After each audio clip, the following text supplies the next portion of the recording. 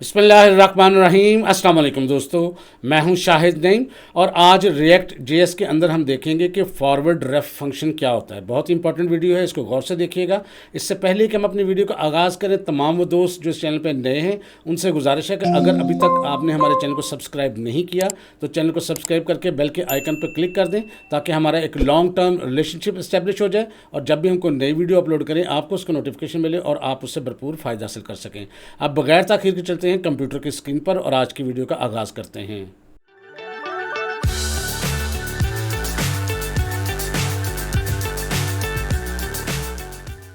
तो दोस्तों अब रिएक्ट जेएस के अंदर एक बहुत ही इंपॉर्टेंट टॉपिक डिस्कस करेंगे और उसको हम कहते हैं फंक्शन है फॉरवर्ड रेफ। फॉरवर्ड रेफ फंक्शन क्या होता है इसको डिटेल से देखेंगे। ज़रा इसको गौर से इसकी तफसीर को समझिएगा कि व्हाट इज़ फॉरवर्ड रेफ। रेफ से मुराद है रेफरेंस। जैसे हमने यूज़ रेफ पढ़ा था जिसके ज़रिए हम एक कंपोनेंट के लिए उसका रेफरेंस ले लेते थे, इसी तरह उसको फॉरवर्ड करने के लिए फॉरवर्ड रेफ का एक फंक्शन है। ये क्या करता है in React JS, forward ref is a special function. ये ख़ास फंक्शन है डेट अलाउज यू, जो आपको इस बात की इजाज़त देता है टू फॉरवर्ड अ रेफ कि वो किसी भी कंपोनेंट का रेफरेंस फॉरवर्ड कर सके from a parent component to child component. Parent component से चाइल्ड कंपोनेंट में नॉर्मली हमने देखा था कि जब हमने एक बटन डिक्लेयर किया था, एक इनपुट बॉक्स डिक्लेयर किया था और फिर उस इनपुट बॉक्स को हमने एक रेफरेंस दिया था और बटन के ज़रिए हम उसको चेंज कर सकते थे, लेकिन वो सेम कंपोनेंट में था। अगर आपका रेफरेंस जो है वो किसी एक कंपोनेंट में हो यानी पेरेंट कंपोनेंट में हो और आपका इनपुट फील्ड जो है वो आपकी चाइल्ड कंपोनेंट में हो, तो फिर किस तरह आप रेफरेंस जो है वो पेरेंट से चाइल्ड में फॉरवर्ड करेंगे, इसको हम देखेंगे। इसको देखने के लिए जल्दी से हम चलते हैं अपना वीएस कोड एडिटर के अंदर, इसको प्रैक्टिकली करके देखते हैं। तो दोस्तों वीएस कोड एडिटर हम खोल चुके हैं और app.jsx हमने खोली हुई है जिसमें सिर्फ एक हेडिंग है। अगर आप रिजल्ट देखें तो सिर्फ एक हेडिंग है। अब हम इसको करके देखते हैं। सबसे पहले हम एक कंपोनेंट बनाते हैं। src के फोल्डर पर राइट क्लिक करके न्यू फाइल पर क्लिक करते हैं और कंपोनेंट का नाम देते हैं parent.jsx। ये हमने बना लिया। इसके अंदर RFCE करके हमने कोडिंग बना ली और इसके अंदर जल्दी से यहाँ पर div के अंदर एक h1 हेडिंग ले लेते हैं और यहाँ पर लेते हैं हम फॉरवर्ड रेफ फंक्शन। ये हमने लिखा, सेव किया। उसके बाद app.jsx में जाके इसको हम एक दफ़ा कॉल कर लेते हैं।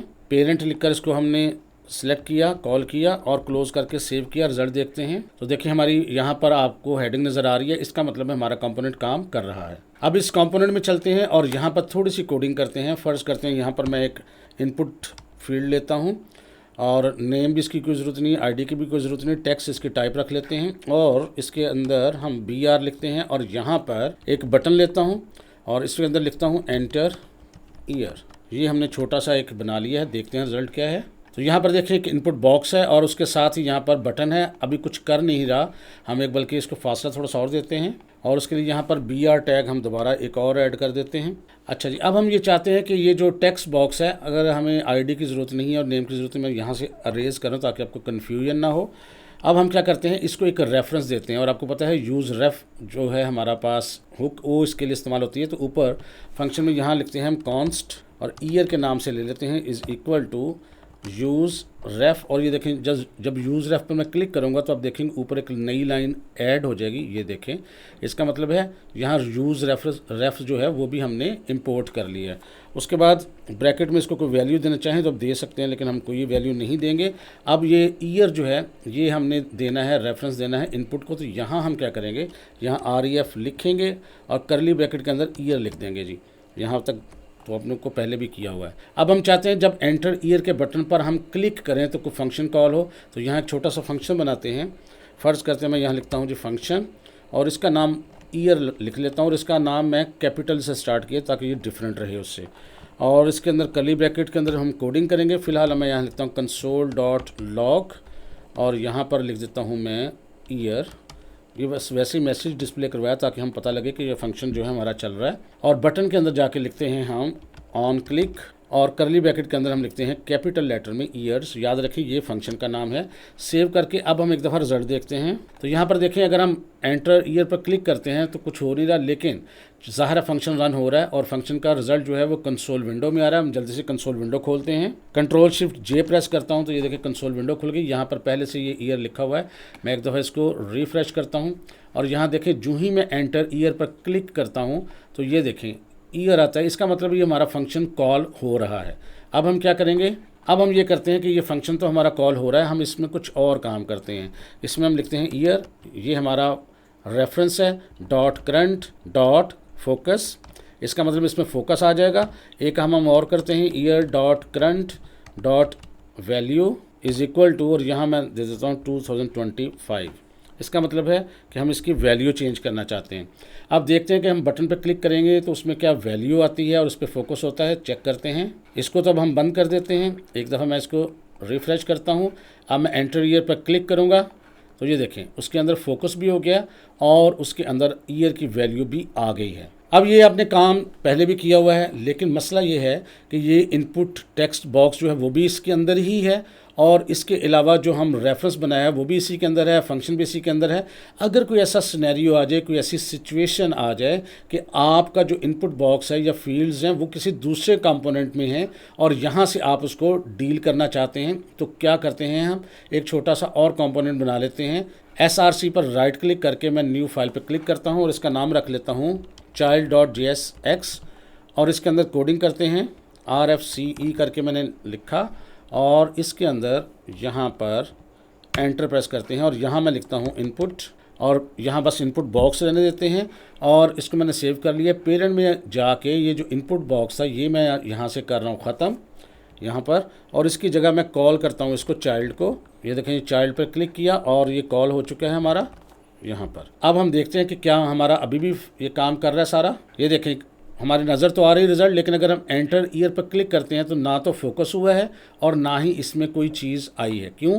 क्योंकि इसके अंदर रेफरेंस तो मौजूद ही नहीं। अब हमें करना क्या होता है, हमें बेसिकली करना ये होता है कि ये जो रेफरेंस है यानी ईयर, ये हमें इसके अंदर सेंड करना होता है। तो हम चाइल्ड के अंदर क्या करते हैं, यहाँ पर हम लिखते हैं REF यानी रेफरेंस हम दे रहे हैं इज़ इक्वल टू, और करली ब्रैकेट के अंदर जो रेफरेंस का नाम है वो देंगे यानी ईयर, ये हमने इसको पास कर दिया। अब यहाँ पर जाएंगे हम चाइल्ड के अंदर। चाइल्ड के अंदर आपको याद रखना है कि पहले तो हम क्या करते थे, करली ब्रैकेट के अंदर एज इट इज़ उसको कर लेते थे, लेकिन अब कुछ तरीका मुख्तलिफ करेंगे।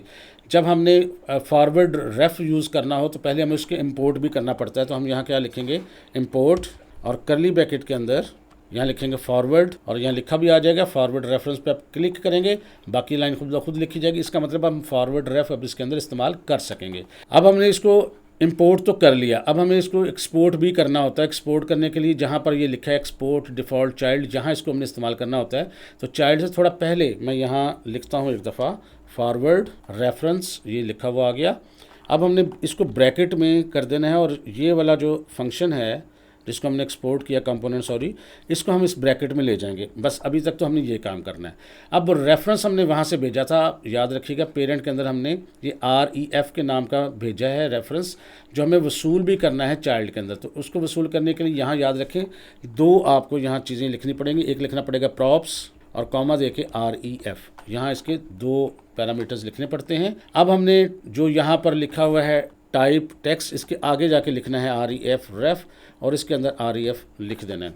अब इस तरह से ये फॉरवर्ड रेफ क्या करता है, ये काम करता है और आपका रेफरेंस जो पीछे से आ रहा है वो रिसीव करके यहाँ असाइन कर देता है और चाइल्ड को एक्सपोर्ट करता है फॉरवर्ड रेफ के साथ। अब देखते हैं कि ये काम करता है। अब देखते हैं यहाँ पर एंटर ईयर पर मैं क्लिक करने लगा हूँ। ये देखें जब मैंने क्लिक किया तो यहाँ पर देखें फोकस भी हो रहा है और 2025 भी आ रहा है। इसका मतलब ये हुआ कि ये काम कर रहा है। तो ये है फॉरवर्ड रेफरेंस कि इसको किस तरह हम काम करते हैं। लेकिन यहाँ पर मैं आपको एक और बात बताना चाहता हूँ कि ये जो फॉरवर्ड रेफर थोड़ा सा ये कॉम्प्लिकेटेड था। अब जो हमारी लेटेस्ट रिएक्ट का वर्जन है यानी 19 के बाद, ये सारा काम बड़ा आसानी के साथ भी हम कर सकते हैं।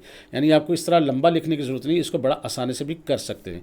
वो कैसे, मैं ये करता हूँ, ये सारे को सिलेक्ट करके मैं कमेंट आउट कर देता हूँ। कमेंट आउट इसलिए कर रहा हूँ कि आपके पास कोड रहेगा। मैं यहाँ पर वीडियो के डिस्क्रिप्शन में एक लिंक फ्राहम कर देता हूँ जिसमें ज़रिए आप ये कोड डाउनलोड कर सकेंगे। तो मैं दोबारा से इसको यहाँ पर RFCE करके यहाँ पर कोडिंग की है और इसके अंदर ये जो डिव थी चाइल्ड के अंदर, इसके अंदर दोबारा एंटर प्रेस करके मैंने यहाँ पर इनपुट ले लिया है और इसकी टाइप टेक्स्ट कर दी है। अब इसको आसानी से कैसे काम करेंगे, आसानी से ये करना है कि आपने यहाँ चाइल्ड के अंदर सिर्फ प्रॉप्स लिखना है, प्रॉप्स लिखने हैं और यहाँ टेक्स्ट के आगे रेफ जब लिखना है तो करली ब्रैकेट के अंदर प्रॉप्स डॉट रेफ लिख देना है, ये वाला जी ऐसे।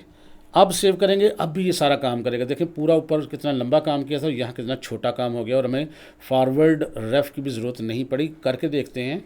ये देखें जी, मैं एंटर ईयर पर करता हूँ क्लिक, तो ये देखें फोकस भी हो रहा है और 2025 भी आ रहा है। इसका मतलब हमारा ये कंपोनेंट दुरुस्त तरीके से काम कर रहा है। कुछ इसमें तब्दीलियाँ और करते हैं, तो मैं क्या करता हूँ, पेरेंट में जाके कुछ तब्दीलियाँ करता हूँ ताकि मज़ीद पता लग जाए कि क्या वाकई इसमें तब्दीली हो रही है। तो यहाँ मैं लिखता हूँ ear dot current dot style dot colour is equal to, यहाँ मैं इसको कर देता हूँ रेड। मैं कलर रेड कर रहा हूँ।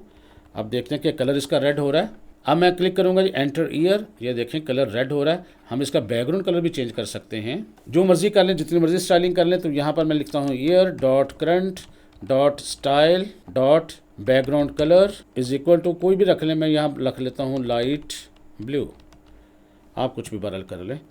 सेव करके रिज़ल्ट देखते हैं। अब एक दफ़ा मैं रिफ़्रेश करता हूँ। अब देखें एंटर ईयर पर मैं क्लिक करने लगा हूँ, तो ये देखें उसका कलर जो है पीछे से वो ब्लू सा हो गया। कोई और भी करके देखते हैं। अगर इसकी जगह मैं थोड़ा येलोइश कर देता हूँ, अच्छा बुरा लगने की ज़रूरत नहीं है, बस मैं आपको सिर्फ सिखा रहा हूँ। रिफ्रेश करते हैं एक दफ़ा और एंटर ईयर पे क्लिक करते हैं, देखें कलर उसका येलो आ रहा है और यहाँ पर रेड आ रहा है। तो इस तरीके से आप फॉरवर्ड रेफ का फंक्शन भी इस्तेमाल कर सकते हैं जो हमने चाइल्ड में बनाया था और यहाँ पर इसको कमेंट आउट किया हुआ है। अगर आपको ये मुश्किल लगता है तो फिर ये आसान तरीका भी आपके लिए ही है, लेकिन याद रहे ये जो तरीका है ये रिएक्ट 19 के बाद वर्क करता है। इसमें आप जो आपको आसान लगे तरीका, आप उस तरीके से इन चीज़ों को कर सकते हैं। तो दोस्तों आज के लिए इतना ही। ये छोटी सी वीडियो आपके लिए उम्मीद करता हूँ हेल्पफुल रही होगी। वीडियो अच्छी लगी है तो इसको लाइक कीजिए और शेयर कीजिए। इंशाअल्लाह ताला दोबारा मुलाकात होगी कुछ नई चीज़ों के साथ। तब तक के लिए इजाज़त दीजिए। अल्लाह हाफिज़।